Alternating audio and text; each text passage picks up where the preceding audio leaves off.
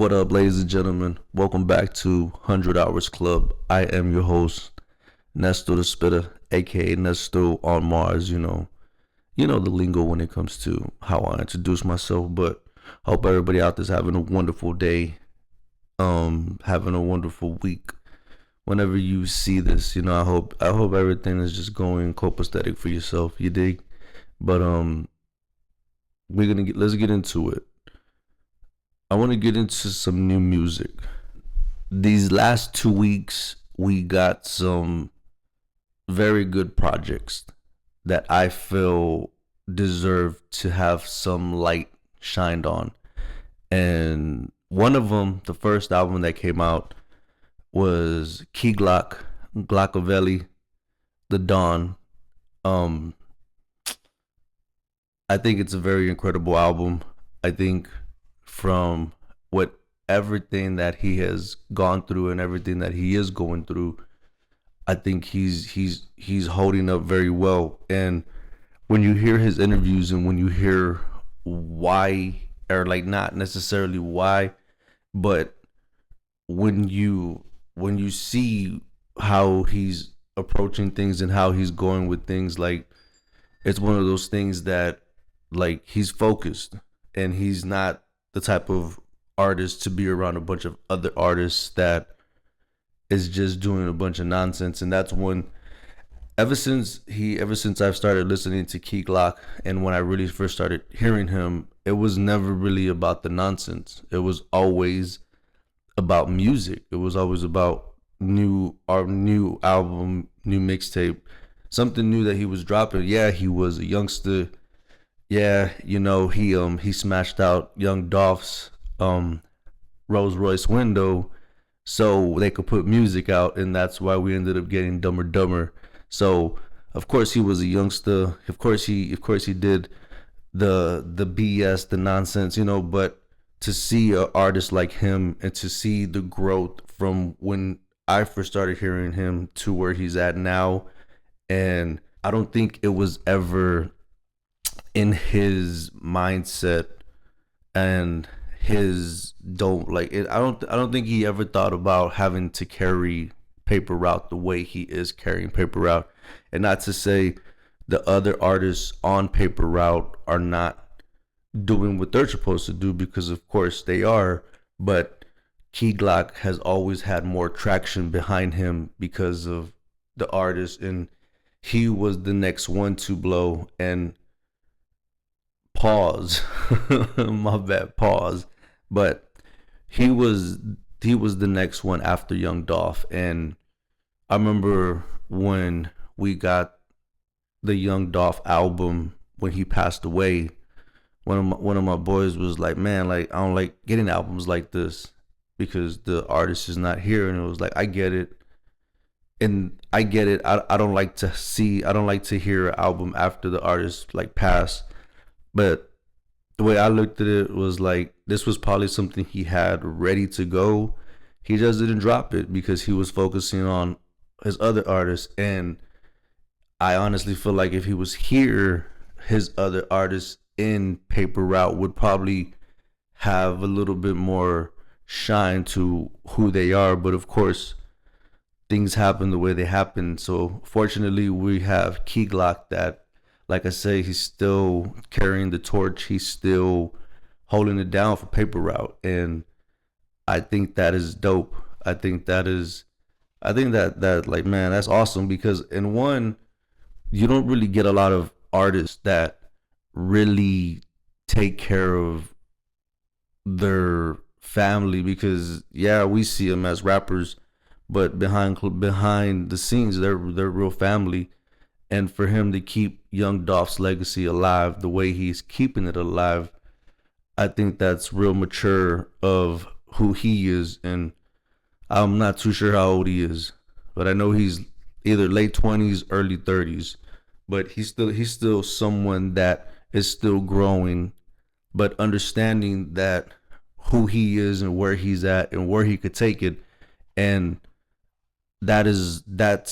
that's something that he probably instilled from Young Dolph. And ultimately, for you to want to be better, you gotta like you have to want to take the advice. You have to want to take the words from the wise. You know what I mean? From the ones that been through it, from the ones that have seen it, from the ones that have gone through it. You know, so it's a very mature album.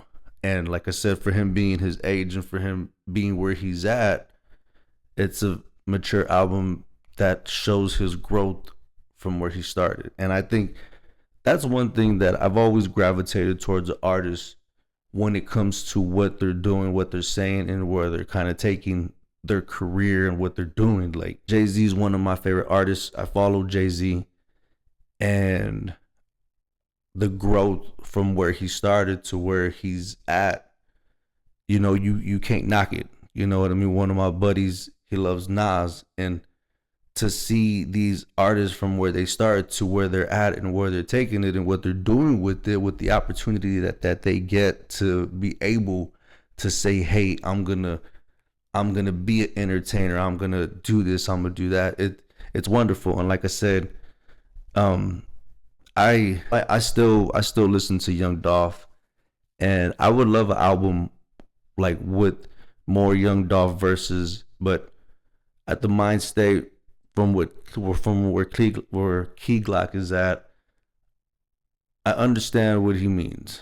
Music for me, if I could listen to a song and if it's an oldie, whatever it is, if I could listen to it and it could take me back to a time where I could remember that song and that song helped me get through this or helped me get through that, that's one thing as the consumer, as the person that's listening to the music. But it's a whole different thing when you're the artist that put it together with someone else that might have passed away.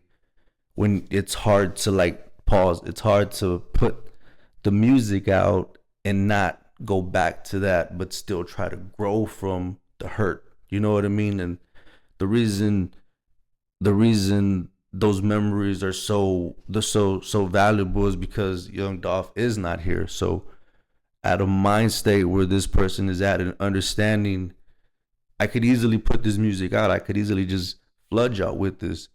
But for his mental health, it's not gonna, it's not gonna be good for him because he still has to heal as a person. Because like even like he says, he's like he's never really gonna get over the death of Young Dolph, and it's understandable, man. Like it's really understandable, especially when it's something in that situation. No matter what, in any situation when it comes to death, it's never easy. It's never something that you want to go through. And I understand where he's coming from when it comes to his mental health and when it comes to where he wants to go with his legacy and how he wants to keep Young Dolph's legacy alive, and loyalty, respect, and honor. As a person from the outside looking in, as a fan, like as I say, like as someone that just loves music, I commend him, and I encourage him to keep going. I can't wait to see not only what he's dropping, but like I said, everybody else in Paper Route, what they drop. I can't wait to see it. I can't wait to hear it. And I used to jam the other person. I used to jam Yo Gotti and Cocaine Music 2. That was one of the best albums that he ever dropped. And when I started listening to Young Dolph, I kind of started gravitating away from Yo Gotti. And it's funny because I tell my boy all the time, like, I don't mess with CMG. I don't mess with none of that. So I don't jam none of those artists. And whether it's Moneybag, whether it's a Black Youngster, just don't. I'm Paper Route, so I'm gonna jam Paper Route. I'm gonna jam Kenny Money. I'm gonna jam Big Moochie Grape. I'm gonna jam, of course, Key Glock, Jazzy Fizzle, like Jay Fizzle. I'm gonna jam Paper Route. You know what I mean? I'm gonna jam that.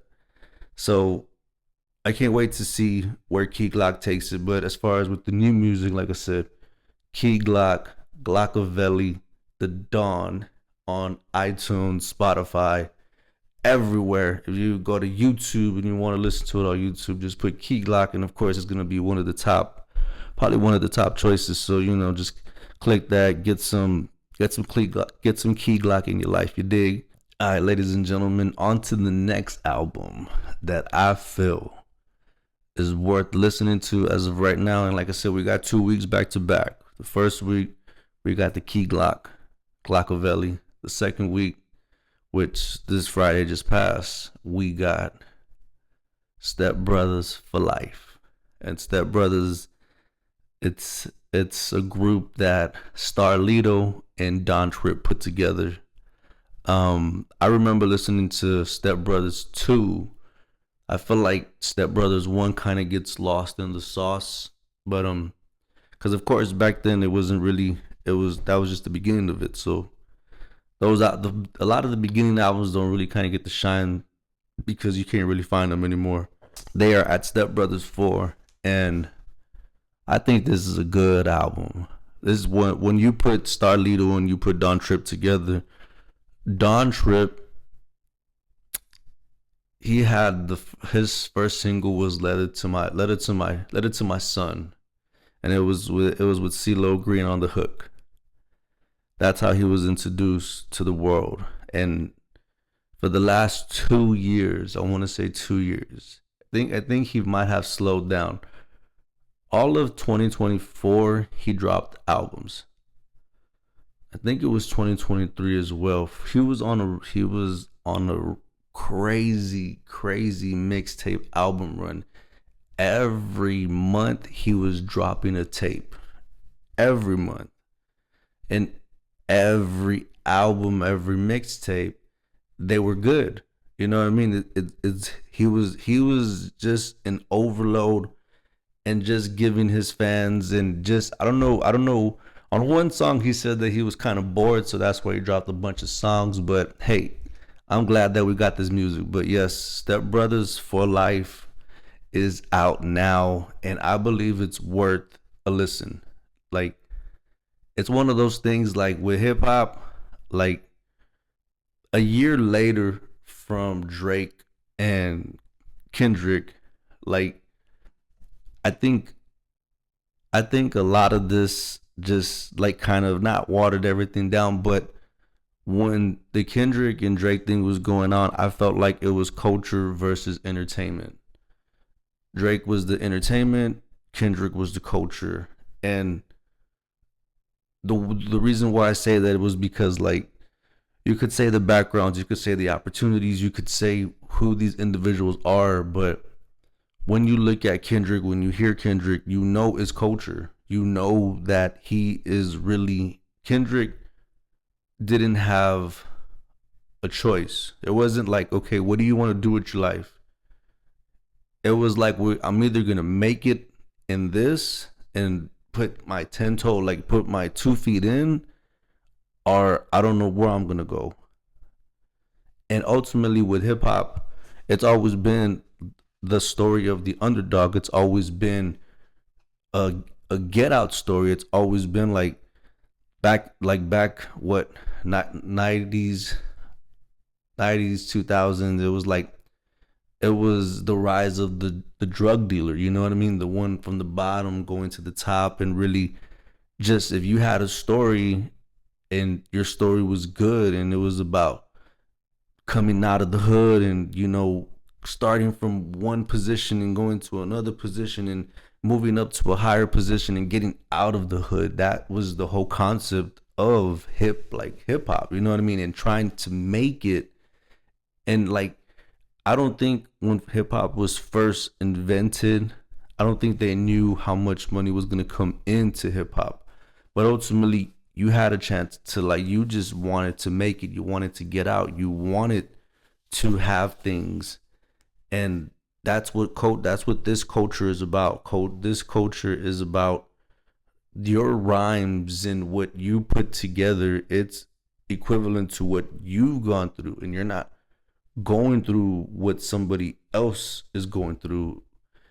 And that's what culture is. And you come to the entertainment side, and I've always said that Drake is a very talented artist. He's very talented. He's very entertaining. He has, like, when he first came out, I grew up on Lil Wayne. So anybody that Wayne had co-signed, I was always listening to these artists. So I'm not saying I'm a Drake hater. It was never like that. I hate this person. Nah, yeah, I like listening to Drake, but I'm not that person that's gonna vouch for him and be like he's the toughest person and he's the toughest this, because in reality he's not. And I there's nothing wrong with that. There is nothing wrong with Drake being who he is. It's just that's not my type of stilo. Like, this person was given opportunities where it was like, hey, what do you want to do with your life? Do you want to go to school? Do you want to act? Do you want to be a rapper? He acted and then went to being a rapper, and he had these opportunities, and that's great. But this person can never understand the struggle. This person doesn't understand what it is to be the underdog. And when you're at the top of his level, that doesn't matter. Being the underdog doesn't matter. What matters is you're at the top and you made it to the top. So you're gonna do everything to stay at the top. So I don't say what I say to down Drake, and I'm not over here trying to be a D rider for Kendrick. I've listened to both of these artists, but one thing is I come up from the cannabis LL Cool J, you know, seeing the Tupac and the Biggie, hearing that. I think I ain't even gonna lie, the Ice Cube and NWA Common, that was a little bit before my time, you dig? But of course I was there with the Jay-Z and the Nas. So I enjoy a battle. I enjoy beef. I enjoy the battle. Of course, I think it's a never ending battle and beef when it comes to Irv Gotti and 50 Cent. You dig? But you have 50 and Nas squash their beef. You had Fat Joe and 50 squash their beef, and Jadakiss. So you even had Gucci and Jeezy squash their beef. So I say, like, what the beef could go into as far as the killings and as far as the shootings and stabbings.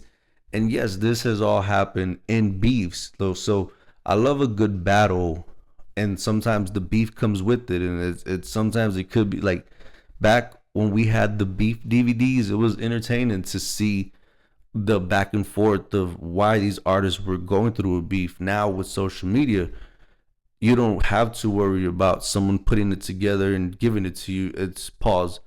It's just more so right in your face, pause. Like, it's happening on live time. You know what I mean? It's happening right in front of your face. So you don't need to edit this. This is just raw footage. You dig? So I love a good battle. And like I said, everybody, like, Kendrick did win. And ever since that happened, things kind of took a real weird turn when it came to music. Not that many people were dropping. Kendrick really just kind of took over, and props to him. He deserves it. He's, like I said, this is a person that didn't have opportunities. This is the person that, if he didn't get this right, what else was he gonna do? And like I said, I'm a real big student. I'm a real big fan of hip hop. I do my thing, of course.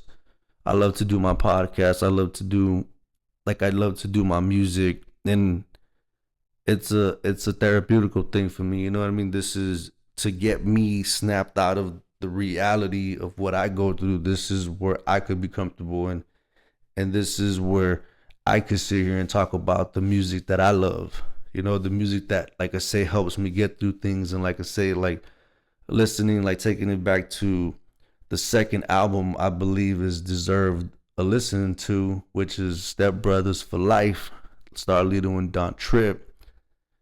Listening to their music, it's like, you might not date, like, you're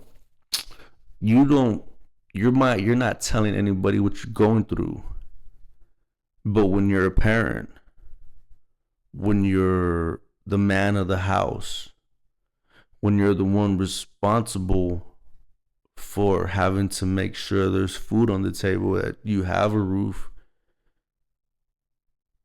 you like, you like as grown men, you kind of go through similar things.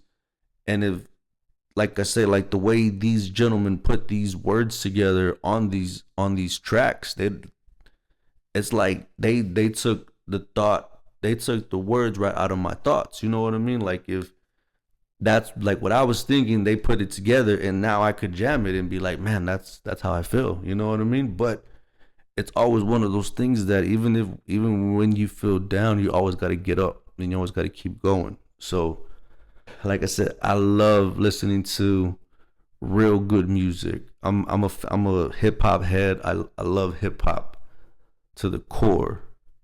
But I also love, I also love freestyle. I also love, like, I love listening to country, Taylor Swift, Adele, some of my favorite artists. Um, Chapel Rome, she's dope. It's just a bunch of different artists that I like to listen to. I like to listen to good music, and I don't want to sit here and just be dwelling and continuing to be like, oh, Drake lost. He needs to be a star. He's a sorry loser, and he kind of is. But it is what it is. At this point, it's just kind of like whatever. Like because he's already doing what he's doing, and he's already doing that. So it's like whatever. Like I'm not gonna. I don't really pay attention to it. But even with like this Nokia track, like I don't I didn't hear it right away. I didn't listen to the album, so I'm not gonna sit here and act like I did. To me, I feel like it was a cop out that he put an album out with that party guy, and when he dropped the single, he dropped it by himself, and now it's Drake's song. And like I don't know, but when someone lives in your head rent free, you lost. And from what I've heard, the video is like he's mocking Kendrick and this and that, and it's like, man, like I feel like these artists are gonna continue to go back and forth, and it is what it is. And like I said, one thing that I really sat and looked at when it came to the Kendrick and the Drake beef was Lil Wayne was nowhere around, and I don't want to say Lil Wayne was disappointed, but one thing that Lil Wayne did tell Drake was, "Don't switch up. Don't start being tough. Go sing about your songs. Sing, do what you do. Happy joy." Maybe not specifically in those words, but Drake, Lil Wayne told Drake not to switch up, and I'm not gonna sit here and say Drake did, but he did what he did, and like I said, I'm not here to talk down on this person. I'm not here to like, you know what I mean? I'm not here to do that. I'm here just to kind of give my opinion. And like I said, it was a good battle. And don't get me wrong, in live and at going like in read like right it's like in live time, it was awesome. I ain't even gonna lie, it was awesome. After you had like that drop, the one with Future that dropped, and then Drake dropped, and then Euphoria dropped. Like it didn't drop right away. I think it was like 2 weeks later. Euphoria dropped, and after Euphoria, the tracks just kept coming. So it in Lifetime, it was a dope battle. I liked it, and I honestly thought that when I heard the Taylor Made song, I thought that Drake said that. Like I thought because supposedly he used AI. He used AI and he used Snoop Dogg's voice. He used Tupac's voice. So he used AI, and when Tupac was rapping it or Snoop, it was like, well, tell him about the young kids and something like that. And if you go back and listen to, I don't know if you could find it now, but I thought I heard him say that. I thought I heard him say something about young girls or something like that. So I felt it was kind of hypocritical when why I feel it's hypocritical that he's going so hard. Pause. He's going so hard at the labels because of that. I thought he said that, but hey, it is what it is, man. Drake could do whatever he wants to do as far as when it comes to if he wants to sue, and if he would have won, I don't think none of this would be going on. You know what I mean? It'd be kind of everything to be good. But of course, he didn't win, and of course, I guess he would be considered the bigger artist. And but I tell you this, Kendrick is right there, and like I said, the after effect of that, what we're getting now, the albums we're getting now. I just been seeing there's a freestyle. I think it's off of Red Bull or something like that, but it's of Absol, Joey Badass, and Big Sean. It's a freestyle they got. And when this was going on, I think Joey Badass threw a couple of shots to the West Coast, and I think because somebody else from TDE had said something as well. But on this freestyle, Absol talks about it, and so does Joey Badass. Joey Badass, he's a pretty dope artist. I like watching. He's a good actor as well. But so from what happened a year ago to where we're at now with music, I'm kind of like, I feel like we're making that shift back into like what real hip hop is. And it's like, one thing about the generation that I grew up on is that I feel like they made timeless music to where they could tour continuously. Like, still to this day, you just had, I would think it was there was an event in San Antonio, and they had a bunch of like, it had Bone Thugs, it had Trick Daddy, it had Young Jock, it had a bunch of artists that, old school artists, and I feel like they could continue. They're probably going to be able to do that for the rest of their life because of the music they dropped. And I don't feel like a lot of the artists now have that. And some might not, but I'm very interested to see where hip hop continues to take this. I'm very interested to see what new artists do come out and what old artists decide to drop a album. You know what I mean? Because of course I'm always waiting for albums, and what I like to do is I like to listen to an album from front to back at least twice before I start making my decisions on what songs I really like. And yeah, man, so I really appreciate that. I really appreciate this. Thank y'all for being here with me. 100 Hours Club. Like I said, 2 albums that I feel definitely need to have attention. Key Glock, Glockavelli, The Dawn, Step Brothers for Life, Starlito, Don Trip. Y'all go check them out. I really appreciate y'all vibing with me, and I do have more stuff coming. I do have interviews I will be doing, but of course, when I don't have my interviews, I'm gonna talk my shit. You dig? I'm gonna do my thing. You dig? But I really appreciate y'all. Y'all have a wonderful night. Y'all stay blessed, and y'all keep it going. You dig? Yalla.